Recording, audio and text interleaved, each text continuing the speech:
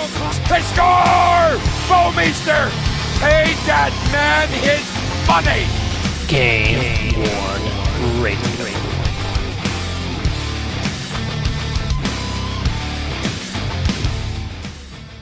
Hey everybody, it's Derek, GameWorn Radio, part of GameWorn.us, and I am here with Paul, Jason, Dan, Marco, and we got a new caller calling in from Greece where it is 4 in the morning. We got Nick Viris. He runs... Viris. Viris? Yeah, she always called me Virus, for heaven's sakes. I'm not a virus, okay? I just sounded out. It's American. The way I sounded out is V-I-R-I, so I always Viris. It's Viris. Viris. Viris. Yeah. So for people listening, it's Nick Viris, not Virus. It's Viris of World Hockey Jerseys. You've probably seen them on the eBay, slinging them shits. The shits. Slinging them shits, man. How's it going, guys? How's everybody doing tonight? Good. I mean, you probably Good, man. had a better night than me. I had to go make some police reports, so doing that shit. And Were you registering yourself as a sex offender? fucking A, you know I got to do that like every X amount of months, man. Yeah. That's Seems a to be joke for invested people in the that can't US. take a fucking joke. It's a joke. What happened, Derek? What? Oh, it's just some personal employment shit with my wife. I've been going through some hard times right now. That's why I'm drinking. Good for you, man. You're hitting the hard stuff there with that bottled line and Kugels. Hey, man, it's Snowdrift Vanilla Porter. All right. It's high class. It's the good shit. Whoa. People that are going through tough times don't drink that. They drink like Bud Light. You're fine. Snowdrift. No, dude, they would drink like hard liquor. But let's be real. Yeah, I guess so. Great I digress. Uzo. I digress. So we've got Nick on the show. Nick wanted to make a point to call. He's been pestering me for like a fucking 2 months. I just haven't had the time to get him on the show because we had that stretch where we had Trevor Gillies on, and then I had to take time off because I was in doing traveling for work and shit. So we finally got him on. He made a point to come on. It's 4 in the morning there, so you know it sucks for him right now. So we're gonna let I went him... to bed early, got my sleep though. He planned his morning around this specific show, so we're gonna give him a little bit of airtime. I know he's got some things that he wanted to talk about, specifically working with Team Canada, which I'm super interested in hearing about, and some of the things of the 90s, which will be really cool to hear. So Nick, whenever you're ready, man. Hey, as they say in Greece, Kalimera, everyone. Good morning, everyone. I was growing up a big hockey fan, but I never had a chance to play the game. Dad, with his restaurant, most Greek parents had restaurants and they had no time to take their kids to play hockey. But when the opportunity came to be with Team Canada in 91, 92, that was, for this hockey fan, it was a big thrill, big treat. So I joined them in 92, 93, and I was joining them in games from Winnipeg East and all the way to the United States. They were a touring team. The national team played in every community in Canada, which was great. Like, you know, brought hockey to communities that would never see the game, you know? Yeah. And I had a chance to learn about, like, I was watching hockey fanatically. I wouldn't miss a hockey night in Canada or any broadcast, but being behind the scenes and in the dressing room, you learn about the game that you don't see on TV or in person. You go behind the scenes, psychology, you see the players, the preparation, the frustrations, you see every kind of emotion there, which you don't see on TV or when you're at the game. So that was a big eye-opener as well, you know? No, it's always cool to see the behind-the-scenes stuff, you know. Everybody thinks they know what's going on. You know, I always see stuff about the Red Wings and people speculating what's going on in the locker room, but really there's only a handful of people that know. Yeah, and that was an eye-opener, and you learn a lot about the preparation mentally and all that, because you start at 8 o'clock in the morning for a game night, which starts at 8 o'clock at night, preparing the dressing room and all that. And it was fun, and it was enjoyable. It's probably the best thing to happen to a hockey fan, you know? Oh, for sure. A lot of people would be super jealous of that opportunity. No, it was good. I traveled with the team. I roomed in the same hotel and all that. Aside to that, I was their game-worn jersey representative right up until 91, 92. They had over 400 jerseys in the Saddle Dome in their headquarters, which was the Calgary Saddle Dome. They had no manpower to market these things, you know? And I presented them with a plan where it was Troy Parchman, then the trainer, equipment manager, who's now with Chicago, and he presented it to management. And during my first year, they also gave me up the pile of jerseys to start selling, you know? And selling jerseys back then, there were no eBays, no internets, nothing. It was putting an ad in the Hockey News and sending out lists, handwritten lists, and taking money orders or checks, you know? That was something. And you know what? I miss those days because, you know, it was personal. People would call you. They would talk. They would hear the information over the phone. You get your check or money order in 10 to 14 days and ship out the jersey, you know? I had over 400 jerseys in my basement working with those things, you know? I bet you had some good ones from those years too. Some stuff Yeah, that people would be I had, super jealous to have right now. Well, there were a lot of good names. There were Brett Lindros was one of them, Manny Legacy. The names were good because these guys, Peter Nedved I had from the Albertville games, you know. I have a good story when Paul Correa joined us in 93, 94. Correa was a hot name back then. So it was a couple of weeks before we were going to play in Toronto and Long Island. So I was walking down the street in Toronto and I saw at Locker Room Sports 2 Authentic Canada shirts, size 52, blank. And I said to myself, I've got to buy these because I can get them done at our Crestlers in Calgary and do them Korea and have Paul wear one in Toronto and one in New York, you know, do a one-game wonder. So I had them done up. And for the Toronto game, when I got to the game in the morning of the game, I showed it to Troy and I said, Troy, I'd like for him to wear this. How will he react? Like, will he notice that there's a new jersey for him? He goes, no, Nick, just put it in the stall and he'll come in and he'll wear it as if it's on any other shirt. So I put my jersey on the stall. So he comes in, he starts getting ready, just looks at the jersey and puts it on. So that was neat. I created two of those jerseys, and he wore one in Toronto, the white one, and one in Long Island, which was the red one, you know? Damn. So that was an opportunity where you don't get when you're not behind the scenes, you know? No, for sure. And that was a lot of things that were happening back then, you know? Things were being passed out the door. I mean, the Russian trainers would come from Russia to play us. And Oleg, I remember one in particular, his name was Oleg. He would bring bags full of World Championship Olympic Russian shirts. And Troy introduced him to me. And if you treat the Russians right, you get them as a client forever. So he used to bring 91 Canada Cup Russian jerseys. The Albertville set where they won the gold, where they had nothing because of Russia disintegrating, you know, breaking up. And back then he was asking just $100, you know, $100 for those things. So we would make the trade in cash. Everything was done in cash behind the scenes in the dressing room, you know. How long were you slinging jerseys for Team Canada? I was there from 1992 to 1999. I must have put out over 600-700 Canada jerseys, whereas before Canada jerseys were next to impossible to get. They were impossible. The team didn't. What brought you into Greece? Huh? What brought you into Greece? Well, my mom and dad are from Greece. They came to Canada in the old days, and I wanted to do something different in 2004, and that's where I came here. I'm not a foreigner here. I've been here before on holidays, and it's not foreign to me, this country, so I got adjusted very well. And in 2006, I thought of an idea where there was no market for international jerseys, IHF jerseys. And their annual meeting was going to be held in Athens in 2005.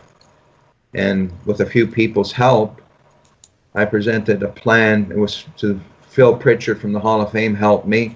Mikko Kimonen, who was the marketing director of the IHF, heard me along with Phil that day. And they gave me the go-ahead to start World Hockey jerseys, selling IHF jerseys, where there was really nobody doing that. So Being in Greece. what teams do you represent? being in Greece and Europe, it's the perfect location to be here because all the federations are here, you know? Right. We've had teams from Sweden, Norway, Germany. We've basically done mostly all the countries. Very cool. And you do most of your selling on eBay right now? We used to have a website, and we found that, you know, the website is good, but it doesn't, you know, the traffic doesn't flow as quick as eBay. You know, you put 50 jerseys up, you get paid in a week to 10 days. You send them out and ready for the next one, you know? You can move a lot of jerseys that way. That's true. Unfortunately, these days they're taking an even bigger cut than they used to. It sucks. It's hard to, at least for like non-high volume users, to sling anything on there these days. 13%. Yeah, dude, it's nuts. 13%'s a lot. I mean, it's nothing like the auction houses at 19.5 hammer and 10-15% consignment, but still, that's you know, when you're talking about a $100 jersey or $200 jersey, it's 13% Yeah. Or $80 jersey, that's $10, $11, you know? Yeah. Oh, yeah. But Derek, it moves quickly. I mean, you put it up, and in 5 to 7 days, it moves, you know? Yeah, when you got the price right, you can move them, that's for sure. That's your high-quality, high-volume market. Yeah.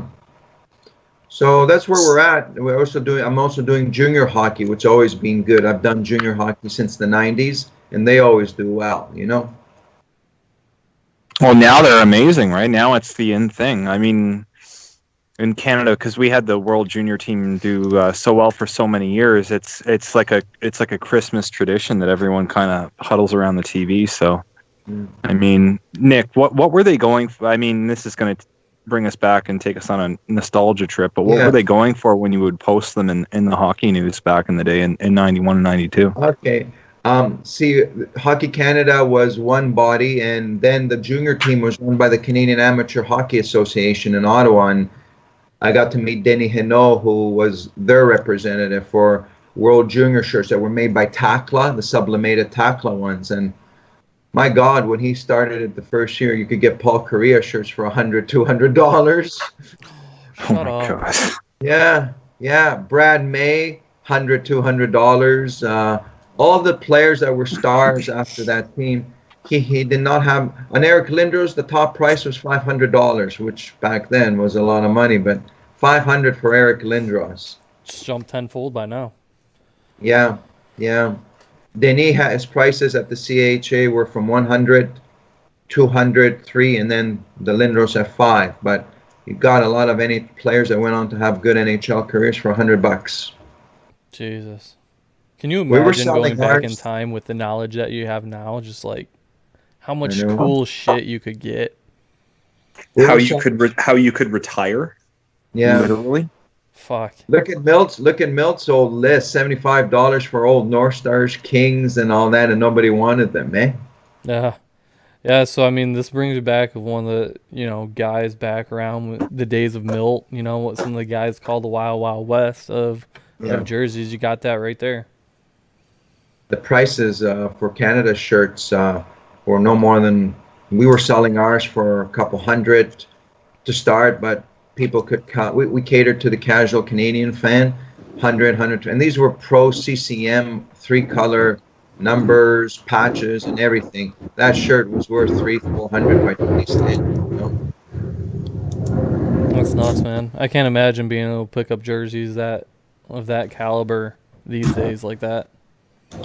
Well, you see the prices on the World Junior when they have their auctions. The lowest is over $600-700. God damn it, Dan, and your fucking airplanes. I'm in fucking airplanes. Sorry, people are out defending the country, buddy. So you can sit there and fucking drink your snowflake beer. Dude, it's Snowdrift. If you're gonna rag on the beer, at least get it right. It's Snowdrift. You know that shit that old people die in. Snowdrifts. Uphill both ways, shit. Right? Fuck. Like in the old days, you would wait for the hockey news, Sports Collectors Digest, the list Milt, Murph, Danny put out, and just getting those lists were like a kid in the candy store. You couldn't wait for the mail to come with those lists. That was the only way to get your jerseys. We used to put out lists. We didn't have the internet to advertise these jerseys, you know? And the internet fucked everything up. Yeah. Yeah, and attitudes went down the drain too, the way people are these days, you know? I mean, Derek, I remember one episode you said you were hammering, dude, people have things to do about people not jumping the gun. When did you mail my shirt? When did you mail my shirt, you know? That never happened in the old days, you know? Well, back then it was, you know, it was a difference. There was patience, the level of patience. Like, you had to have patience. Because, I mean, for fuck's sake, it took 2 weeks to mail shit or a few days to mail shit overseas or whatever the fuck, you know?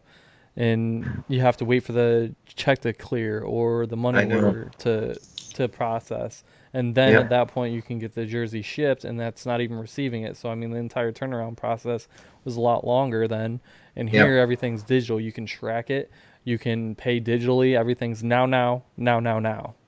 So, I mean, people get accustomed to that, you know? Yeah, and that is a conflict with the old school as well.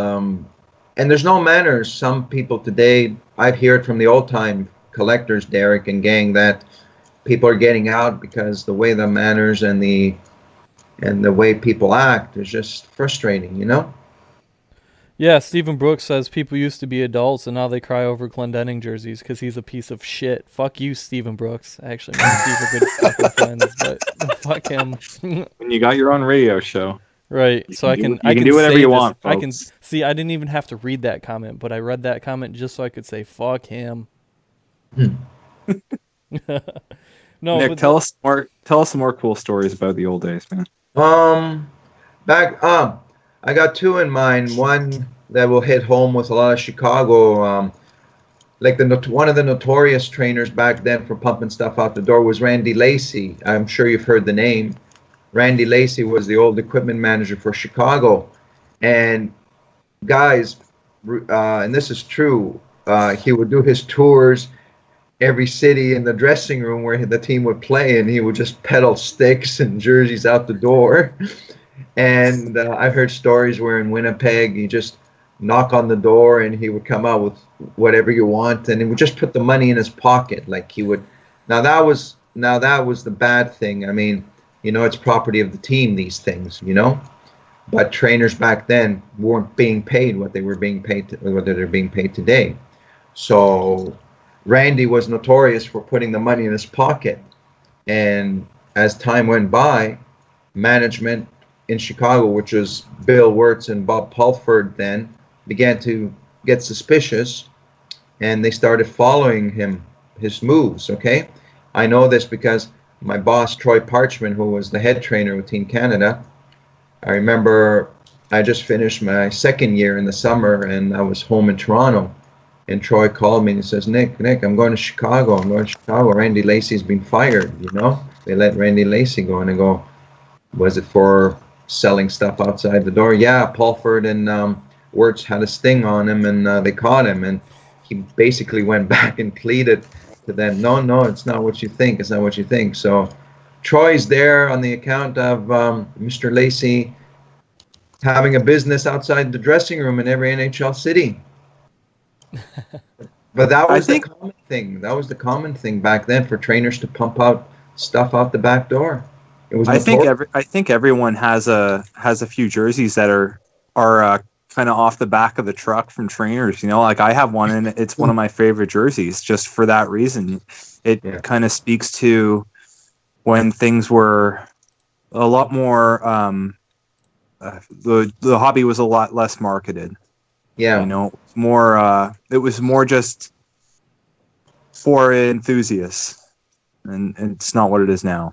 What is it now, Marco? Well, I mean, you know, my team is the Leafs, so I think we know what it is now. Like the auctions and them hoarding the jerseys, and it's not. Let's just put it this way: the trainers are not going to be selling the stuff out of the back of their truck like they were in the good old days. No way. Brandon can't even sell them outside the truck because Lou has put a padlock on him. It was the same in New Jersey. That's why you didn't see New Jersey shirts right away, because Lou and Lou was hesitant. And Glenn Sather in Edmonton, remember, you couldn't get an Oiler jersey because Glenn put a padlock on those. He was not collector friendly until Wexler did a deal with Peter Pucklington, behind Sather's back. They opened up the vaults there, Nick, I have a question for you. Why do you think that is? About? I mean, of the teams hoarding the jerseys. What's the benefit for the team? I really don't get it.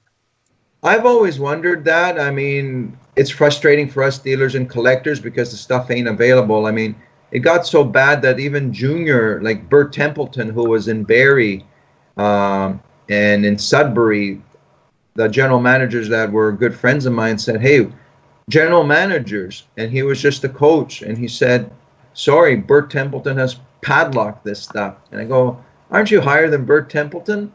But he's put a padlock on this stuff. Well, we're not selling them. I don't know what that is. Why did Sather all these years not release Oiler jerseys? Why now Lou Lamoriello? Because it doesn't make sense. That thing should be on the market to people, to fans, and marketing that product. Lou Lamoriello right now is not engaging in marketing or promotion whatsoever by hoarding this stuff. It defies all logic. I can't think of why. Why did Glenn Sather hang on to all those Oiler jerseys? I don't know. I can't go into his mind. Doesn't make sense. Doesn't make sense, guys. Brandon, you know how he used to do with the Leaf jerseys before Lou got there. Those were popular. Those were moving. And now, they were. 2 years now, there's been no new Leaf jerseys. And unless Brandon told me, we're trying to, our marketing, our merchandising team are trying to meet with him and to show him nicely what a program we had. Lou's not budging. Yeah, they're having a real hard time getting any sort of inventory out of them. Yeah. Yeah, And they'll it's a sell shame that they'll sell the equipment, but they're no gamers. a GM has other duties. Why would a GM or other high-up official worry about... and then here's another story. I did a deal with the Islanders back in the late 90s with the fisherman jerseys. Remember the fisherman jerseys? Ugh. Those are some of the Ugly. nicest ones. Okay, ugly, people will say yes, but those are some of the most coveted jerseys in the hobby because they're of so the ugly. lettering. No, because of the lettering on the back and all the Yeah. time it takes to stitch the lettering that way, to do the wave on the back, Well, I spoke with Joey McMahon, who was the equipment manager then. He gave me the inventory. We did the deal. I met him in Ottawa to do the deal, to pick up the jerseys. And I had to give the wad of money to Mike Milbury, the GM. I mean, it didn't go to Joey McMahon. And my dad, I told my dad, and he keeps reminding me sometimes lately that, how about the night Mike Milbury pocketed $10,000 in his pocket? I mean, the wad of $10,000 went in Mike Milbury's pocket like a GM was peddling jerseys outside the Palladium that night, Fuck Mike Milbury. See, Yeah. I love having Nick on. This is great. This is raw stuff, This is the stuff you don't normally from hear. I the love dressing this. room, boys. Dressing room, first-hand experience, Yep. And that was the way you would get your jerseys back then. There was no MyGrave. There were not many auction houses. You really had to go not through the front office, but through the dressing room door. That's how it was. You had to find the guy who was the guy behind the scenes, the guy that was Sticky Fingers man. Yeah, but a lot of bad stuff was passed out too. I mean, there was no control of authenticity and all that. There were number changes on jerseys that, like the big stars. And even in junior hockey, that was happening, number changing to bigger stars. But when you get a jersey for $50 to $100, you don't care. You think it's that player. But the thing is, over time, those jerseys have come out of the hobby, and they've been proven, number changes and bad, and can't do much then, But that was the way you would get your game, or you would write to the trainer, and he would say, "Why do you want a game-worn jersey for? It's stinky, it's beat up." But he would sell it to you for $50 to $100, That's how game-worn jerseys were marketed back then. And then when MyGrade came in, he brought in a system where authenticity, inventory control, and all that, But as you said, it was raw back then. It was like anything went. Just knock on the dressing room door and you could do your deal or deals, you know? That's nuts. Yeah. So, So do any of you other guys have any questions for Nick before we get into online questions? got a really quick one. Marco? How's so Nick? What are you involved with today? Which teams and which countries are you involved with selling their jerseys today? Well, I try to get as many junior hockey teams from Canada and the U.S. Junior hockey, I love their shirts because they're like the NHL Reebok jerseys. They're exactly like Reebok CCM.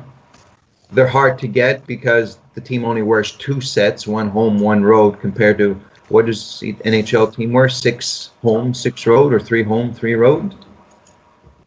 They have It's different for every team, but yeah. They have good wear because players only wear 1 set of home, 1 set of roads, and the designs are attractive. Junior hockey, I've done that since my Team Canada days, and I've always found there is a niche market for that, and the styles are nice. You get your prospects of the future. Could have a prospect of the future turn out to be an NHL star, you know. In the IHF, I like doing the low country teams like Serbia, Bulgaria, Hungary, Armenia, Mongolia, and also get the bigger teams like Sweden and Latvia and all that. I do get some Canada ones every summer, like when they have their sale and all that. But now Canada does auctions, World Championship and World Juniors. They get more money for their product through auctions than selling it to me. You know. What So about Canada, Spengler Cup? Spengler is hard to get because the players get them. Because it's a small tournament, they preferably give the sets to the players. 1 set is auctioned off by Team Canada. But again, Canada always relies on the auction format, on the auction way to sell. So I do junior shirts and IHF shirts. Sometimes if the deal is good, I would dabble in NHL, but NHL market is hard to crack now, you know, because there's a lot of that stuff out there. There's a lot of stuff. Yeah. Whereas junior hockey, you just have 2 sets a year. You can't flood that, you know? Yeah, it's good version control there. Yeah. And it, it's a niche market. I've been doing World Hockey jerseys now 10, 11 years, and it's not at the volume we used to do it, but I'm still around, you know? I try my best. Any other questions before we get to some web stuff? All right, so just to open the floor, we kind of broke the ice a little bit there, but this is Game Worn Radio, so we pretty much talk about anything we want whenever we want because we want to. Nick, you and I, we've had our differences, and I would like to venture to say it's not through any fault of my own because this is Game Worn Radio where we talk about anything we want whenever we want. So, I mean, basically my standpoint, and don't get me wrong, I really don't give a shit. I've never really bought anything from you. I can't really think of anything that I would specifically want, but on the off chance there is, I mean, I've never really had an interaction with you, so I can't comment on that. I can only like address some of the things that other people are saying and whatnot.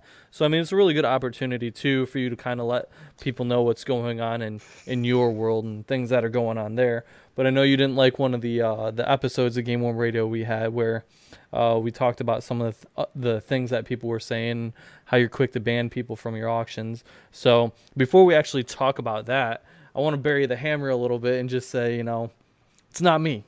I'm just doing my thing, you know? I know. I like it when you call me Nick Viris, though. I always say Nick Viris. Hey, man, me and a lot of other people, I've been reading some of the comments on here. Me and a lot of other people thought to God, like, Viris was virus. That's how I read it. I had no idea it was virus. Nobody ever corrected me. VIRUS is virus. If it was you US. and I mean, I don't know. It's just how I read it. So I was just... And I hack names all the time. Shit, that was the last episode. Everybody was doing the donations, and I was going through reading some of the names, and I know I hacked the shit out of some of those names, man. I'll tell you what. But yeah, I mean, We tried to get you. You had emailed me about getting on the show, and I think you got a little bit upset because you thought I was putting you off. Yeah. But I definitely wasn't, man. I wasn't putting you off at all. Check And that stack of I think maybe that comes to On the clout table. with what some of the users magazine out in the. right there. God damn it, Dan! I'm talking here.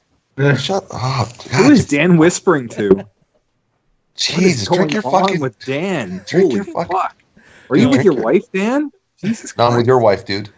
Damn. Oh, okay. All right, so I think it kind of brings full circle. Like you got a little bit quick to get hot with me, but I think some of the users out there are seeing that through some of the eBay auctions. Like I think some people are getting a little upset with how quick they are to get banned from your auctions. And I mean, everybody has a right, obviously, to sell to whoever they want, whenever they want. And one of the stands that we take at US is even if I don't like somebody, I do what I can, like customer service wise for them and things. So I mean, from like a GameWorn.us aspects to World Hockey jerseys, one of the things that I would maybe advise you of if you were willing to listen to the advice is maybe try and see it more from the the now standpoint, where sometimes people will be like, hey, where's this thing at? All you got to do is bop them a quick email, I haven't mailed it yet, or here's the tracking or whatever.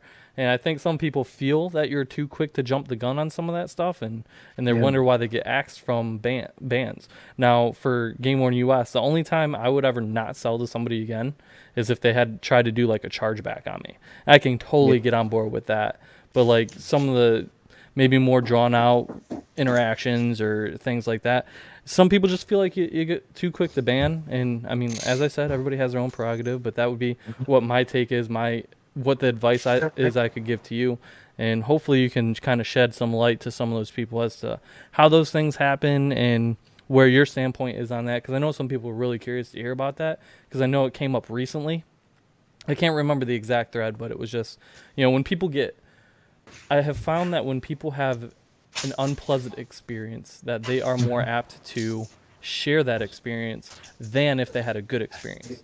Now, if they have a good experience, then they'll defend you when people say that they have had a bad experience, but those bad experiences can really be poison and travel down the line. So I wanted to offer you an opportunity to kind of let people know what's going on in the world of World Hockey jerseys when that happens.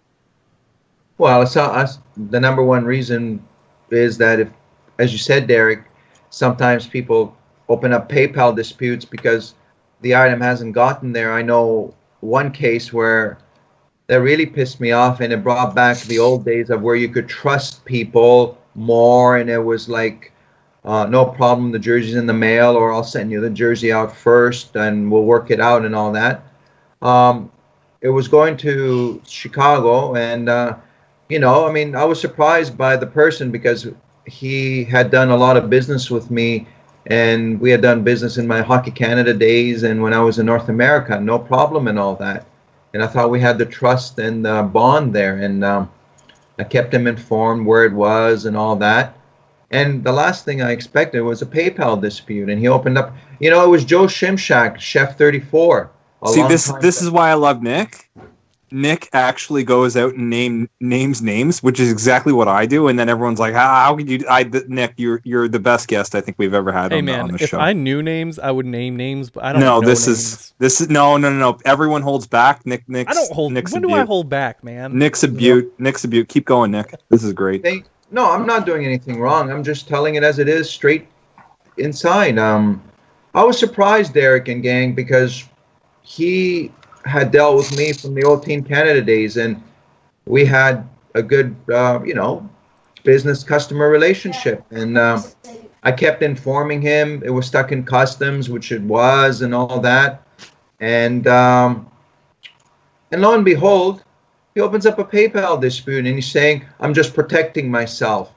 And I go, "Look, I've told you, I've been honest, I've been communicating with you." And on the opposite, last year, that thing happened again, but it was Rick Cairns. Never dealt with him. It was our first deal. And Rick was super. It took a month and a half to 2 months to get out of the ISC in New York customs, where it lands in JFK. And Rick and I worked well, communication, and he got his jersey after a month and a half to almost 2 months. Never opened up a PayPal dispute. Always appreciated the comments and all that, and always appreciated the feedback and the follow-up. communication. And here, what I want to get at is Rick and I had our first deal, and it was nothing but first class. But Joe Shimshak, which to this day, I don't understand. Why would he? Because when you open up a PayPal dispute, it harms your record on eBay, you know? I provided him tracking. I provided him all the information. And I was providing communication. And I thought those years went out the window when you opened up a PayPal dispute. And I didn't want to take any chances again. So that's why I ban people. If I have a problem with them or they treat me wrong, I don't want to deal with them again. So, Nick, this is Paul. I'd like to add something in there. You're talking about cases of PayPal disputes. That's pretty clear and obvious why you would ban them. But I think a lot of people have issues for being banned for asking questions, asking for the tracking information. Yeah. There's a lot of, I would say, prominent collectors that have been banned from bidding on your auctions. Mm-hmm. And it is not due to PayPal disputes. Mm-hmm. So I'd like to address the more common case. And I will say, I'm banned from your auctions. Yeah. I had a bad experience with you, Paul. I mean, I sent you 2 Sweden jerseys and you claimed they were lost. No, that is not what happened. You sent me. I had it on the tracking. They got it to San Jose. Nick. Got to San Jose. Let me finish. Nick, you sent me 1 Sweden jersey that I won in auction. It was just a $175 jersey or so. Yeah. The problem is you sent it to the wrong zip code. It never got delivered to me. So you and I tried to work out something equitable in that situation. Your first comment to me was basically an F you. It's too late because it's past the date that eBay will do anything. That set things off wrong. Yes, you did end up sending me 2 game-issued Sweden jerseys, which I appreciated. But after that, I was blocked. You sent. I didn't want to have any more problems. Go on, Nick. Huh? Go on. I didn't want to have any more problems. My philosophy is, if there's a problem, you know, PayPal dispute, or a person doesn't get their jersey, why would I want to go through that again? Because you entered the wrong zip code of my address. You hand wrote it. You gave the wrong zip code. And there was more involved in this than what we're discussing here. I originally thought you were going to give the jerseys to my daughter, who was in Sweden at the time. When I was going to go when I finally inquired about where the jerseys were, you sent me a tracking number. When I looked into it, it was to the wrong zip code, and there was nothing I could do. So I get banned, and I'm fine with that. I don't need more jerseys. But the point is, I got banned because you sent something to the wrong zip code. How is that fair or equitable? And other people used the address you gave me, Paul. What? Did I make the zip code up myself? I used all the address that I was given. Nick, you've sent me half a dozen jerseys before that to the right zip code. This is from my eBay account, which clearly has the right zip code. It was a handwritten address. You sent me a photo of it. It was clearly wrong. Well, that's the address I used. Let me interject here for a second, because I think I can speak for both sides. One thing you don't see often from people that sell jerseys en masse is transparency. And by Nick coming on the show, it proves that he wants to be transparent, which I think is a good thing. That being said, there's probably still some room for improvement. Yeah. So, all the credit to Nick, because we've had, there are a lot of people that would never come on the show because the transparency would. Right. We ask the tough questions.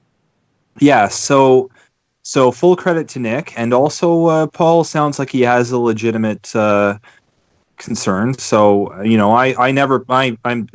people that listen to the show. I never play devil's advocate, but I think this is one area where I think there can be a common ground here for both sides, and I think that people need to keep that in mind. And Paul, I'm not trying to lessen your your grievance. It seems completely legitimate to me, but I want people to keep in mind that when they're listening to the show, that this is someone that came on knowing that there would be tough questions asked.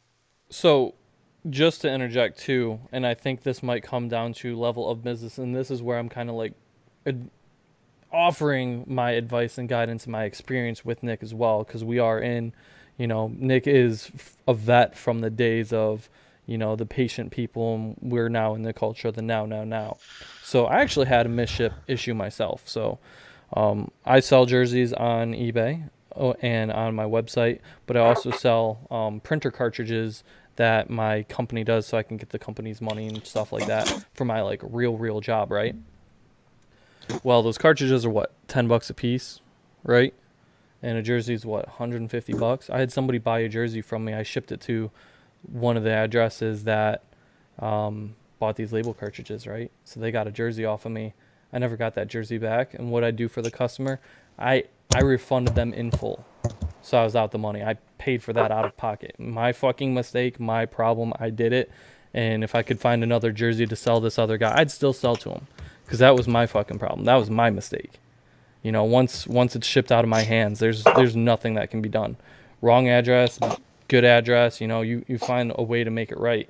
And that's just kind of like how I approach our business. And that's one of the things that, from just. And obviously, we don't know the whole story of everything, but everybody's saying, like, there was a thread the other day that was just somebody asked for tracking from Nick for a jersey, and I can't remember if he said he provided it or wasn't provided or something along those lines. But then he was it a guy named Scott House? To be honest, I have no clue. I honestly don't even read fucking names on the boards anymore. If that sounds bad to me. The only time I really read somebody's name is if they message me. Yeah. If I'm just reading it on the board, everybody's the fucking same to me. And I know that sounds terrible, but everybody's damn the same person. I just remember reading the content. And what they were positioning is that they asked for tracking, they got the tracking, or they didn't. I don't remember what the story was. But then they went and found out they were banned from buying as well. And, I mean, when you're looking at it from the outside perspective, you kind of think that's pretty quick. Like, at least from our standpoint, if somebody asks for tracking, I haven't shipped yet. I'll be honest, I haven't. Fucking Steve Conway, dude. I still haven't sent your autographed picture from April from the expo. I'm sending it tomorrow. I fucking promise. I'm gonna pay for it myself, man. It's gonna get to you. And I've been pretty quiet on this because one, I've never dealt with Nick on any of his stuff, and I wanted to take in all the different aspects of everything's stuff. And I mean, and Nick, it's your business to run how you want. But on this show, and we've talked about it many times, is one of the biggest things that drives, no matter who it is, if it's us as individuals selling stuff, if it's Migray, if it's the teams, whoever, is it's customer service. That gets a lot more people's attention than whatever the fuck jersey's coming in the mail. If and I've had some dealings with the Stars lately and others, they've been very upfront with, it's going out today, here's the number, or if there's an issue or whatever, at least the communication process is there, and that's how you keep people happy. Is I've sold stuff either through Facebook groups or eBay, and I'm like, hey, I should be able to get it out the next day or two. I'll at least, as soon as it goes out the door, I'll send you the tracking number. And sometimes things have happened where it gets delayed by 4 or 5 days, and yes, maybe the person gets a little upset, but I'm like, hey, very sorry, these things came up. Here's the tracking number. Let me know if you have any issues. And I always pay attention to tracking it. And it's odd because I'm in the Midwest.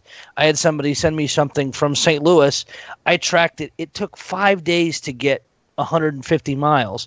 I sent a jersey from here to, I believe it was South Carolina. It was there in 2 days. So it's, I mean, and this is even just not having a fight with the international stuff and all that. But I think, and like I said, Nick, I'm not telling you how to run your business. I've not had any dealings with you, but I think if you communicate and give people a chance, I mean, and I understand the PayPal holding stuff, that can be a huge pain in the ass, but in most cases, just putting it out there saying, hey, it's going out on within the next 5 days. As soon as I get it out, I'll make you aware of it and move on. Yeah. You're going to drive more people to come either be repeat buyers or recommend them and say, hey, these international jerseys are awesome. You need to come see Nick on them or whatever. Yeah. But I'm in part of one of my many jobs I do. I'm in the media. So I'm big. I've learned a lot about PR and you do a good thing. 2 people hear it. You piss people off, 10 people hear about it. Yeah. Now, Okay, on the let's flip give- side, we are let's give talking about a Nick lot of negative stuff. I do want to point out that there are still some people out there that are really good customers of yours, Nick. Like Stephen Brooks says he's never had an issue of yours. In fact, he has 2 to 3 jerseys of yours still. And he, just so you know, if you have come across it, he's looking for a 2010 Latvia Olympic, if you come across it. So you do have good customer service in some regards, and just Well, the in some you feedback might need to score work. is there. Look at my feedback; it's very good, very stellar. You know. I want to say something as well. Very few times do you see people expose themselves transparently in the fashion that Nick has. A lot of the times you see companies like MyGray and when you're dealing with the teams, those teams are not posting your grievances on Facebook. They're not responding to that stuff. They're responding personally, privately in email. Full credit to Nick because he actually does deal with people on Facebook in a public forum. So, and what Derek was saying earlier, where you hear about a lot of the negative aspects of the hobby more than the positive. When you have a positive transaction, you don't really hear much of anything. I really do think that we need to pay credence to the fact that this is a gentleman that posts on Facebook. He responds to criticism. Yes, okay, fine. If maybe he's too quick to pull the ban trigger, but this is not someone that is looking to. I think, and I've never bought a jersey from Nick, but this doesn't seem like someone to me that is looking to is a shyster in the hobby in the slightest. I think there have been some public transactions that haven't gone as good as they could from both sides, probably. But you do have to respect someone that puts their name out there and provides the kind of transparency that it appears that Nick does. I can agree. So, in the spirit of transparency, I guess the question I'd like to have answered is why are people blocked for minor issues from buying? And Nick, you can answer that however you want. But a lot of people view that when they're blocked, it was due from something minor, such as asking for tracking. Mm-hmm. I feel sometimes the way they I'll give you an example. 10 days ago, over the summer, I had one final eBay auction of the summer was with a buyer whose name is Scott House out of Missouri. I mean, probably that name doesn't say much, but the way he asked for information, when he email and saying it over the phone, okay, in writing it's 2 different ways it can be interpreted, but when you send an email, there's no feeling to it, and I felt that he came across as, hey, he would not say, hey, Nick, how are you? He'd go, hey, you have a tracking number for me? He was asking, with no manners, nothing. Hey, do I have a tracking number? Come on, can't you take the time out to say, hey, Nick, how are you? Did you ship it out? Like a professional, like we've always been taught to. And that. You know what, Nick? What? I gotta tell you, man. Listen, in businesses, it's not that way. I'm in IT, and one of my clients is a senior citizens home. Yeah. Those people are only interested in dealing with someone face to face, and I deal with remote IT services, and there is no pulling punches in terms of what these people expect from you. They are from a generation that expects that you're going to right. So I think that with different demographics and different generations, that the internet age it's evolved to black and white tracking numbers and Okay. you know, where's my stuff. And I think it can be even a cultural thing. All right, let me give you an example of this. So here in America, I walk up to Burger King and I'm like, I need a number one, right? When I was in Germany, I was at the hotel at the airport and I didn't want to go anywhere because I'm in fucking Germany. I don't know what the fuck I'm doing, right? So I go down to like the little cafe stand or whatever, and they have a shitty little sandwich that I want to get because I'm fucking hungry. And I'm like, I'm looking at the menu, right? And I look at the guy and I'm like, hey, can I get that sandwich? And the motherfucker scolds me on not asking him about how his day was and shit. Now, mind you, I'm an American, right? And me, when I'm in America, I go up to a motherfucker. I'm like, I want a fucking sandwich. And they give me a sandwich. It's like, and then this guy is like scolding me on how I need to know what their customs are. And it's like, I don't know what your customs are. I've never fucking been here, guy. And you want to scold me because I don't know your customs? Like, so I don't expect you to come and tell me to Okay. fuck myself and get you a sandwich when you come to America. I don't tell you, hey man, you should have told me to go fuck myself. You know what I'm saying? Okay, what's the name of Nick's company? World Hockey Jerseys. Yeah. He sells to the world. The amount of different personalities and customs that he's gonna have to fucking acclimatize himself to is it's ridiculous, man. Right, so what that means is you need to put up that barrier of not having any sort of feeling about any sort of tone that somebody's giving you. Yeah, and I agree if I with you, email you, I'm like, hey, 100%. fucker, give me a tracking number. Just give me a tracking number and then move on with your day. Yeah, 100%, man. I agree with you, Derek. So Nick, this is go where, Nick, this come on, is go ahead. the fact of life we are. It's not like the old days anymore. Yeah, you're right about that, man. And America's gotten worse, man. If you're dealing with Americans, you better fucking suck it up, bro. I'm just telling you now. It's only going to get industry. worse. You see the shit that's going on in this country, it's only going to get worse, man. I'm telling you. And in Canada too, yes. I could, Marco, you can answer on Oh that. well, I'm listen. I'm going to apologize. This is the beginning of my statement. I'm sorry you feel that way, and I appreciate your feedback, but that's not entirely true. But I want to know. I want you to know that your feelings are taken into account. No, and I think everything to resolve. That's really what anybody could really ask you for is like, just whatever emotion you think is coming through, just let it go. You know what I'm saying? Like that's what I try to do at GameWorn.us. If somebody contacts me and they're like they want something, I'm just like, even if they ain't got P's and Q's, even if they're demanding, it's just like you're a customer, whatever. As long as you're not like yelling and screaming at me or being a complete dickhead, like P's and Q's is whatever. Like we just, it's an American thing, I suppose. Because I mean, that fucking German dude like scolded me. It goes both ways because a lot of people really do want the personal experience that World Hockey Jerseys will likely provide, you know, despite, you know, some issues where, you know, Nick knows probably what you want in your cup of coffee when you wake up in the morning. But you know, today that's becoming more uncommon where people just they're more concerned about the bottom transaction line. It's like Amazon. Click, order, buy, done. That's right.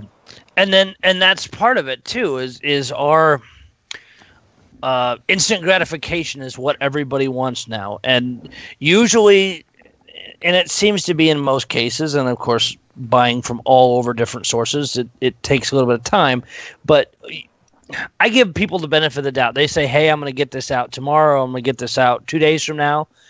If I've not heard by the third day, I'll follow up with them and say, hey, what's the status of this? And I'm not trying to be an ass, but if somebody tells me it's going to go within this many days and I've not heard, then I'm just going to say, hey, what's the status? Or you have a tracking number yet? Whatever. I'm never trying to be an asshole, but you hit a point where you need to know that for any number of reasons. Is in my case, I have a post office box. It's really small. Well, my post office hours are shit. If I want to get it that day, I got to make sure I get there before they close their doors if it didn't fit in my my post office box. So there's those kind of things. And I mean, like I said, if you're saying, hey, it's going to go 5 days from now, I'm not going to bug you for 5 days. If you send me an email beforehand and say, hey, here's a tracking number, you know what?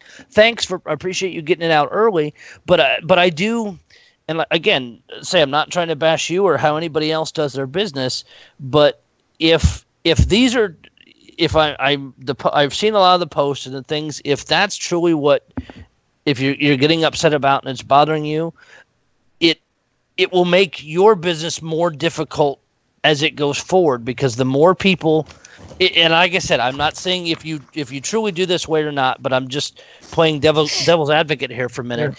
Is if you're truly doing this, and there's more and more people getting blocked, you start getting put in a pool of jersey sellers that people don't want to deal with, regardless of what jerseys you have, because it's such a pain in the ass. You know, and do you know what I think perpetuates this whole thing is people having bad experiences in the past where they've been ripped off, and there's no trust there. Where there maybe in the past there used to be when you're dealing with guys like Milt Byron and Nick in the past. Now the trust level, you've got your stuff with the teams, but if people have been ripped off in the past, they're really, really hesitant to they're pull the trigger on going to social media.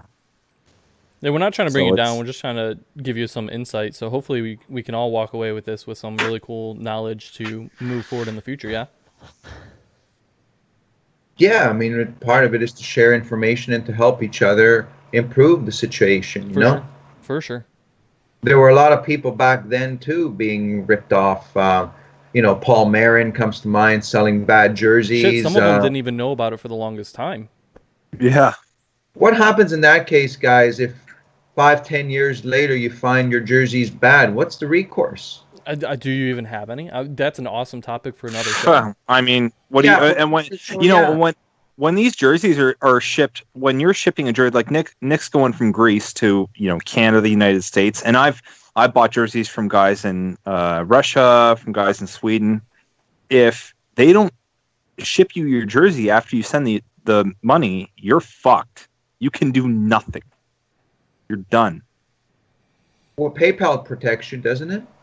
It does, but I'm more talking about the days before PayPal. And yes, PayPal's there now. And all right, boys, we're getting down to the nitty and gritty. I think we had some really good discussions going on, and that is awesome. Let's see.